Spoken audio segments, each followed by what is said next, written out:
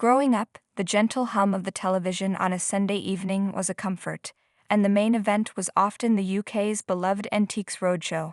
It was a ritual, a weekly escape into the annals of history guided by tweed-clad experts. They weren't just appraisers, they were storytellers, carefully unwrapping the secrets of family heirlooms. Whether it was a fragile tea set that had seen generations of use or a military medal with a silent tale of valor, the show felt less like a broadcast and more like an intimate conversation.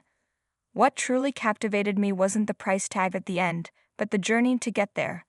The show's magic was in its settings, the backdrop of grand estates, ancient castles, or manicured gardens that felt as much a character as the items themselves. These majestic locations, like the historic Blenheim Palace or the imposing Tower of London, lent an air of authenticity and gravitas to every segment. Each episode was a beautiful, tranquil exploration of the past, a quiet celebration of shared heritage. When I first stumbled upon the American version, my expectations were set high. I was anticipating that same blend of history and human interest, that same reverence for the past. But what I found was different. It wasn't just a slight variation, it was a fundamental shift in tone and focus that took me by surprise. From grand estates to convention floors, the most immediate difference was the setting. The tranquil, historic backdrops of the UK show were replaced by vast, bustling convention centers. The serene atmosphere I was used to was gone, replaced by the low roar of a crowd and the impersonal buzz of a large-scale event. It felt less like a quiet discovery and more like a trade show. Instead of feeling like a guest at a stately home, I felt like a spectator at a marketplace. This shift in scenery changed the entire mood. The British version setting adds to the weight of the stories, connecting the heirlooms to a specific place and time. The American backdrop, while efficient, lacked that same sense of historical grounding. This distinction highlights a deeper contrast in what each show values. The UK show seems to value the context, the where and who behind each item.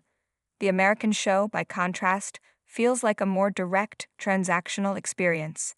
It's a show about what you found, not necessarily about where it came from. The allure of the big reveal. The contrasting styles of the experts themselves also caught my attention. The UK appraisers are like academic scholars, soft-spoken and focused on the intricate details of craftsmanship or the historical significance of an object. The valuation is often a subtle footnote, a whispered number that sometimes you have to lean in to catch. The American show, however, leans into the theatrical. The appraisers are more dramatic, and the entire segment is a carefully orchestrated build-up to one singular moment, the big reveal of the price. The suspense is palpable, with dramatic pauses and a sense of expectation that feels straight out of a game show. There's a tangible energy of "did they find a treasure?" that dominates the narrative. This difference in presentation is key. The British show values the narrative of the item itself. The story is the main event. The American show, on the other hand, frames the story as a prelude to a financial climax. The value isn't a secondary detail, it's the entire point. The ultimate question isn't "what is this?" but "what is this worth?" Historical heirlooms versus pop culture memorabilia. Even the types of items showcased highlight this cultural divide. On the UK version, you're likely to see a Georgian silver set, a Victorian painting, or a family-inherited piece of military history. These are objects deeply rooted in centuries of British and European history. Each item feels like a tiny piece of the past, passed down through generations. In the US, the spotlight often falls on different kinds of objects. You're more likely to see baseball cards, movie posters, collectible toys, or uniquely American folk art. These items are intriguing and valuable in their own right, but they reflect a different historical focus. While the UK show explores centuries of formalized history, the US show often celebrates more recent history and popular culture, the history of American life. The emphasis is on Americana, a term that encompasses everything from a 1920s jazz club poster to a Civil War-era artifact. Different shows, different spirits.